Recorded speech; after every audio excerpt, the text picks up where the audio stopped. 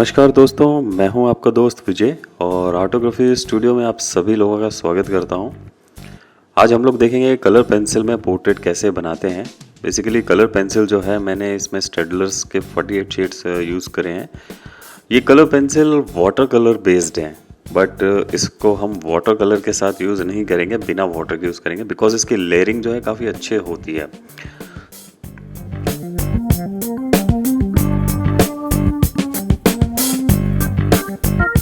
तो हम लोग आइज़ से शुरू करते हैं। आइज़ में आप लोग देखेंगे कि किस तरीके से लेयरिंग हम लोग कर रहे हैं। पहले लाइट शेड्स लगा रहे हैं, फिर धीरे धीरे डार्क शेड्स को इस्तेमाल कर रहे हैं। तो ब्लैक का इस्तेमाल आप लोगों को कोशिश करना है कि लास्ट में करें, क्योंकि कलर पेंसिल में हम लोग डार्क टू लाइट नहीं चलते हैं, लाइट टू डार्क चलते हैं। बिकॉज जो कलर पेंसिल है ट्रांसलूसेंट मीडियम है, यानी कि एक कलर जब हम चलाते हैं उसके ऊपर डार्क कलर ही चल सकता है, लाइट कलर नहीं चलेगा। आप लोगों ने अगर कलर पेंसिल कभी यूज़ किए हैं तो देखा होगा कि इसमें जो वाइट है, वाइट इसके ऊपर ओवरलैप नहीं कर पाता, बिकॉज ये ओपेक मीडियम नहीं है। ओपेक मीडियम्स के साथ ऐसा होता है कि अगर आपने डार्क भी चलाया तो उसके ऊपर वाइट चला सकते हैं, बट यहाँ पर ऐसा नहीं है। तो कलर पेंसिल में लेयरिंग का काफ़ी बड़ा रोल होता है। तो यहाँ पे हम लोग धीरे धीरे जो एक एक लेयर है वो इसमें ऐड करते जा रहे हैं। ये देखिए, ये आईज की जो लाइन है, डार्क लाइन लास्ट में करेंगे। पहले हमने इसमें बेस लगाया, बेस लगाने के बाद हम डार्क लाइन करते हैं। तो आप लोग जब भी इसको करें तो इसका ध्यान रखें। आप लोग कमेंट करके ज़रूर बताना, आप लोग कलर पेंसिल करते हैं तो कैसा आपका इफ़ेक्ट आता है। इसमें थोड़ा सा टेक्सचर दिखाई देता है, तो टेक्सचर स्किन पे नेचुरली भी एक टेक्सचर होता है, तो टेक्सचर का रूप इसमें आ जाता है। अगर आपको टेक्सचर नहीं चाहिए तो उसके लिए कई ऑप्शंस होते हैं कि आप इसको ब्लेंड कर सकते हैं। एक कलरलेस ब्लेंडर के नाम से भी आपको प्रिज्मा कलर के एडोरमेंट का मिल जाएगा, उसको भी आप इसमें यूज़ कर सकते हैं। तो मेन बात यह है, डिटेल वर्क करने के लिए आपको थोड़ा सा प्रिसाइज होके चलना पड़ेगा। अभी आप देख रहे हैं कि हम लोग इसमें ग्रीन कलर का इस्तेमाल कर रहे हैं, फिर कभी ब्लू कलर का इस्तेमाल कर रहे हैं, कभी ब्लैक कलर का। तो आइज़ में जनरली काफ़ी सारे कलर्स होते हैं। अभी आप फेस में भी देखेंगे कि बहुत सारे कलर्स को हम लोग इस्तेमाल करने वाले हैं। तो डार्क कलर जो है वो लास्ट में, और एज अ वाइट जो है हमने एज अ शीट को ही छोड़ा हुआ है। तो जितनी जगह भी इस पेपर पे हमने वाइट इस्तेमाल किया है वो पेपर का ही वाइट है। और ज़्यादा से ज़्यादा ये है कि अगर कहीं पे आपने डार्क चला दिया तो वहाँ पे हम इरेज़र का इस्तेमाल करेंगे। अब आइज़ में देखो ऑरेंज कलर भी होता है। ये जो वाइट स्पेस है, जनरली आप लोग समझते हैं कि वाइट बिल्कुल वाइट ही होना चाहिए, तो इसको वाइट छोड़ देते हैं। तो वाइट ऐसा नहीं है। इसके साइड में जब ये स्किन से जुड़ा होता है तो वहाँ पे डिफरेंट शेड्स बनते हैं, देखो जो पिंक होते हैं, लाइट होते हैं। अब हम लोग आ जाते हैं ऊपर की तरफ। तो फोरहेड पे बेसिकली एक बेस टोन जो है पिंक का है, और पीच कलर का एक लाइट जो है एक लेयरिंग मैंने ऐड कर दी है। अब लेयरिंग ऐड करने के बाद हम उसमें डार्क शेड्स का रिंकल्स जो हैं वो अप्लाई करते हैं। अब इसमें कलर्स की फॉर्मेशन जो है वो काफ़ी सारी यूज़ हो रही हैं, जो कि ब्राउन से है, ऑरेंज से है, डार्क ब्राउन से है। तो इसमें डिफरेंट कलर्स को आपको फील करना पड़ेगा। राइट साइड में एक रिफ्लेक्शन है जो कि हम ब्लू कलर से करने वाले हैं। बेसिकली टर्कोइश ब्लू है, थोड़ा सा ग्रीनिश फील आ रहा है, तो ग्रीन और ब्लू का लाइट का कॉम्बिनेशन है वो। ये डार्क शेड आईब्रोज के नीचे हम लोग चलते हैं। आईब्रोज के नीचे थोड़ा सा डार्क शेड जो है वो अप्लाई करते हैं। तो गाइज आप लोग ये बताएं कि कलर पेंसिल आपके फेवरेट कौन से हैं, आपने कौन से ब्रांड के कलर पेंसिल इस्तेमाल करें और आपको कौन से अच्छे लगते हैं। तो स्टेडलर्स के कलर पेंसिल मैंने यूज़ करे, काफ़ी अच्छे हैं। इवन प्रिज्मा कलर भी अच्छे हैं, फेबर कैसल भी अच्छे हैं। और कई लोगों को ऐसा लगता है कि कुछ सस्ते कलर्स होते हैं जो कि बहुत अच्छे नहीं चलते। तो डोम कलर भी है, डोम ब्रांड्स है, उसके कलर पेंसिल मैंने यूज़ करे थे। 20 रुपये के कलर पेंसिल आते हैं, तो बहुत छोटे से सेट होते हैं, उसमें बहुत अच्छा काम होता है। तो गाइस आपको ध्यान ये रखना है कि जब भी आप कलर पेंसिल यूज़ करें, अगर आपको ब्लेंडिंग इस्तेमाल नहीं करनी है तो आपको ये ध्यान रखना होगा कि इसमें लेयरिंग का आप ध्यान रखें। और लेयरिंग में आपको ये ध्यान रखना कि कौन सा कलर दिखाई दे रहा है, पहले आप उसको अच्छे से समझें। और उसको समझने के लिए आप लोग ये ऐसा कर सकते हैं कि साथ में एक रफ पेपर रखें और सेम उसी पेपर का एक सैंपल आप साइड में रखें और उस पर कलर को चला के देखें। अगर किसी जो भी आपका रेफरेंस है, रेफरेंस में आपको ऐसा लगता है कि यहाँ पे एक पिंक शेड है, पर्पल शेड है, तो उसमें ज़रूरी नहीं कि वैसा शेड आपके पास बना बनाया हो सकता है कि आपको 3-4 कलर्स को मिक्स करके उसको बनाना पड़े। तो अब ये वाटर कलर तो है नहीं कि इसमें 2-3 कलर लिए और मिक्स कर दिया, हो गया। यहाँ पे हमें शीट के ऊपर ही एज अ पैलेट की तरह हमें काम करना पड़ता है। तो जो कलर्स आपको दिखते हैं तो उसमें डार्क कलर्स लास्ट में लगाएंगे, उससे जो लाइट होगा उससे पहले। तो ये समझ लो कि सबसे लाइट कलर जो भी होगा, आपको अगर ऐसा लगता है कि नोज़ पे ब्राउनिश शेड है, जैसे नोज़ पे हम लोग कर रहे हैं काम, तो यहाँ पर सबसे पहले मैंने लाइट कलर अप्लाई किया जो कि था पिंक के ऊपर मैंने पीच कलर अप्लाई किया, पीच के ऊपर फिर ब्राउन के ऊपर डार्क ब्राउन, और जो नोस्ट्रिल्स हैं उसमें मैंने पहले जो डार्क ब्राउन है वो यूज़ करा है, राइट। अगर इसमें मुझे ब्लैक करना होगा तो ब्लैक मैं लास्ट में यूज़ करूँगा। तो ब्लैक को कभी भी आप यूज़ करें तो लास्ट में ही यूज़ करें। अब जो डार्क शेड्स हैं, धीरे धीरे आप प्रेशर को यूज़ करके अपने शेड को डार्क कर सकते हैं। प्रेशर के अलावा आप लोग चाहें तो डार्क कलर एग्जैक्टली जो आपको दिखाई दे रहा है उसका भी इस्तेमाल कर सकते हैं, राइट। और कलर पेंसिल चलाने में उतने डिफ़िकल्ट नहीं है, बस इसमें जो डिफ़िकल्ट होता है एक थोड़ा सा सॉफ्टनेस को हैंडल करना होता है। तो लाइट शेड्स को निकालने की प्रैक्टिस आप लोग करें, पेंसिल को बहुत ही लाइट शेड में प्रैक्टिस करें, और वैसे आप प्रैक्टिस करेंगे तो आपका कंट्रोल आपके हाथ में आ जाएगा कि किस तरीके से अपने अकॉर्डिंग अपने जो शेड्स हैं वो निकाल सकें। तो आगे बढ़ते हैं। चश्मे में हम लोग देखो शार्प लाइन है तो पेंसिल को शार्प करके ज़रूर करो। चश्मे के नीचे जो है थोड़ा सा स्किन कलर दिखाई दे रहा है, स्किन कलर जो है येलोइश फील है, उसके अंदर येलोइश है, थोड़ा ब्राउनिश है। तो इसके अंदर हम orange, yellow, peach and brown, ये 3-4 कलर्स जो हैं वो यूज़ करेंगे। अब कई बार लोगों का ये भी क्वेश्चन होता है कि स्किन टोन कैसे बनता है, स्किन कलर कैसे बनाते हैं। तो देखो, स्किन बहुत ही डिफरेंट शेड्स के स्किन होते हैं।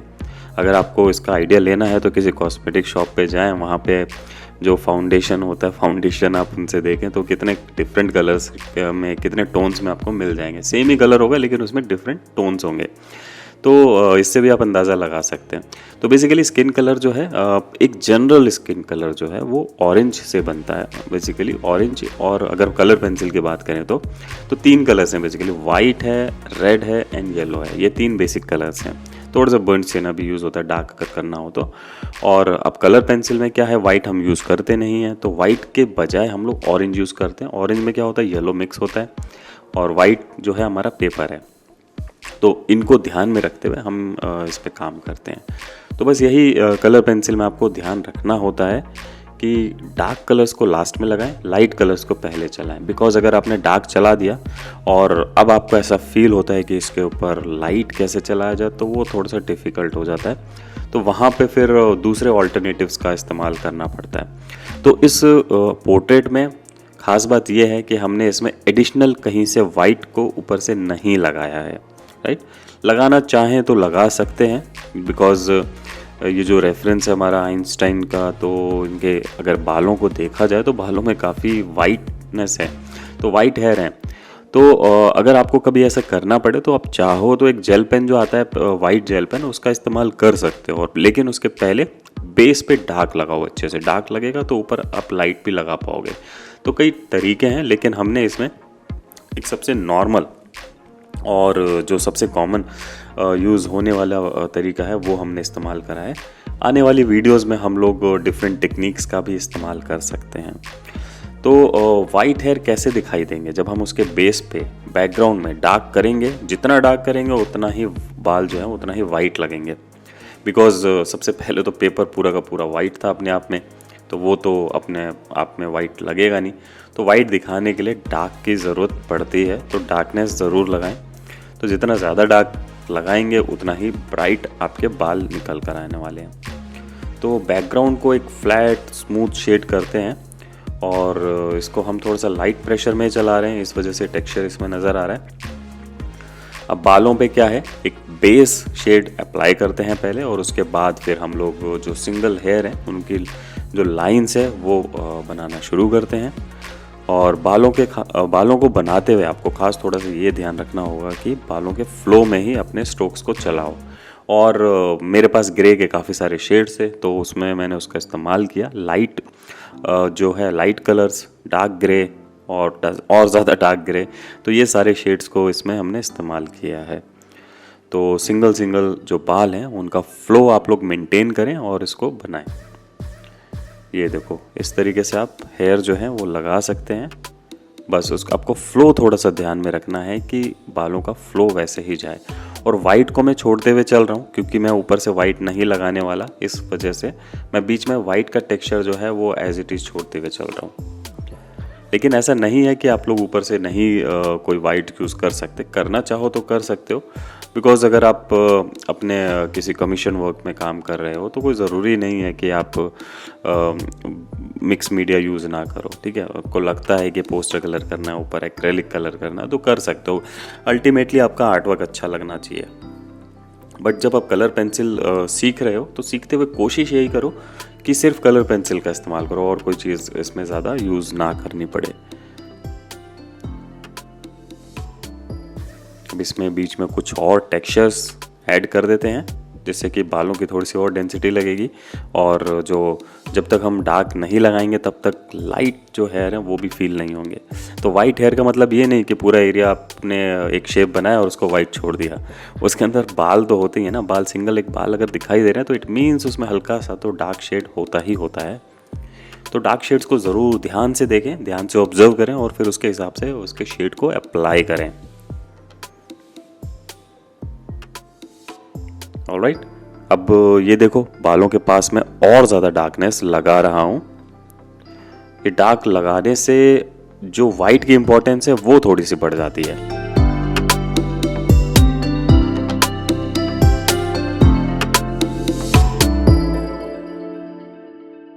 अब बैकग्राउंड करते हुए इस बात का भी थोड़ा सा ध्यान रखना है कि जो आपका बाल हैं वो थोड़े से टेक्सचर्ड फॉर्म में हो।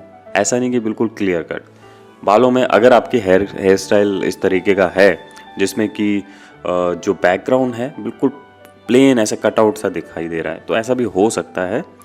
बट इस केस में ऐसा नहीं है। तो बैकग्राउंड को थोड़ा सा ध्यान आपको देना होगा कि जब आप फिनिश करेंगे बालों के एज पे तो उसको जिगजैग फॉर्म में आप शेड कर दें। तो बैकग्राउंड बिल्कुल फ्लैट जैसा ही है, ऊपर ज़्यादा डार्क है, नीचे आते आते थोड़ा सा लाइट हो जाता है। अब इनके टेक्सचर जो है स्वेटर में आ जाते हैं। स्वेटर में अगर बात करें तो मैंने फ़िलहाल तो एक बेस शेड ही अप्लाई करा है, इसके अंदर बहुत ज़्यादा डिटेल नहीं बनाई।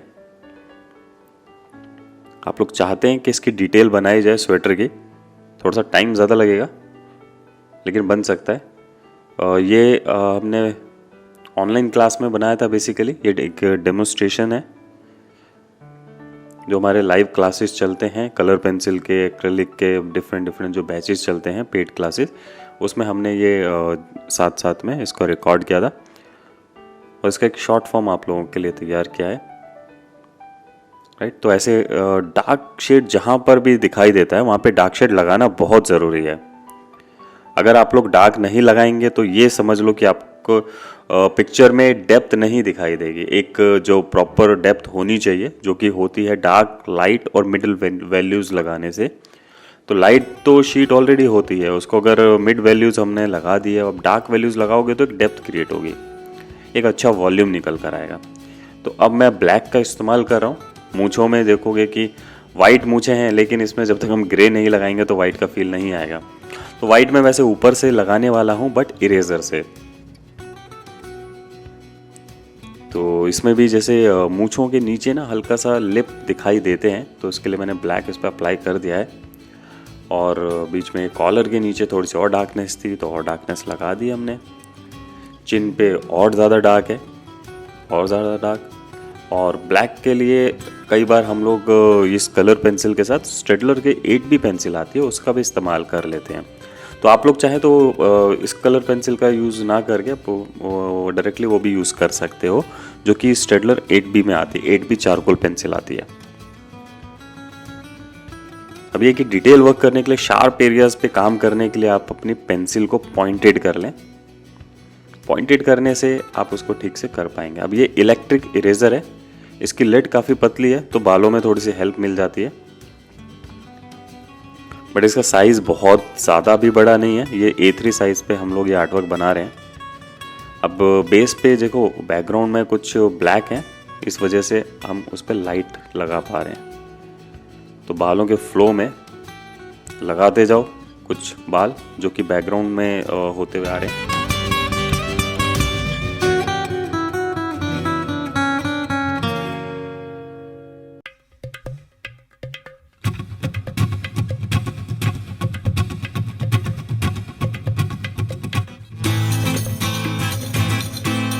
और मूंछों में कहीं कहीं पे डार्क भी है, तो पहले इसको डार्क अच्छे से कर लें। अगर आप ऊपर से वाइट लगाने वाले हैं तो ये हमेशा ध्यान रखना कि बेस पे डार्क प्रॉपर तरीके से लगा दो, क्योंकि अगर वाइट होगा वाइट के ऊपर वाइट थोड़ी ना आएगा, डार्क चलाओगे तभी तो उसके ऊपर वाइट चल पाएगा। तो ज़्यादातर लोग ये गलती करते हैं, जब देखते हैं कि वाइट मूंछें हैं, वाइट दाढ़ी है, तो उसको वाइट ही छोड़ देते हैं और फिर उसके ऊपर इरेजर चलाते हैं, क्योंकि हल्का हल्का सा शेड उसमें दिख रहा होता है। तो प्रॉपर तरीके से देखो, तो ये बन गया। डिफरेंट एंगल से आप इसके व्यूज़ देखो। Thank you guys, thank you so much. Please do like and subscribe this channel.